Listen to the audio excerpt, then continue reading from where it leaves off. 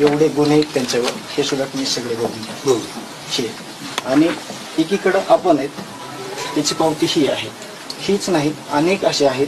तुम्ही एकदा ग्रामपंचायतीला सुद्धा जर आले तर त्या ग्रामपंचायत इमारतीमध्ये कुठेही जागा नाही पुरस्काराचा तो फ्रेम लावायला. इतकी चांगल्या पद्धतीनं आम्ही काम केलेलं आहे.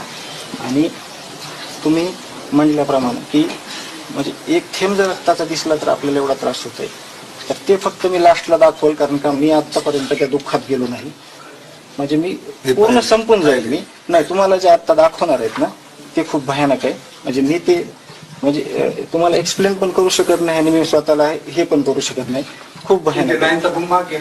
तर ह्या दोन गोष्टी आहेत, हे सगळे क्राईम मधले आहेत. हे आपल्या भावाची एक पावती आहे. एवढीच नाही तर तुम्ही सगळीकडे बघा.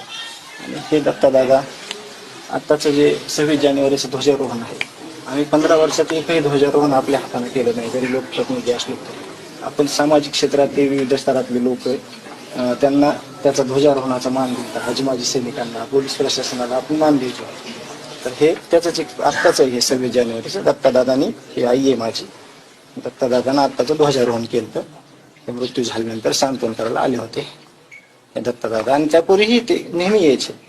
जसं की मी दाखवलं तुम्हाला, मी भगवानगडावर येत होतो, तसं हे दत्तादादा पहिले सगळ्या लोकांसोबत यायचे. हे झाल्या दोन बाजू.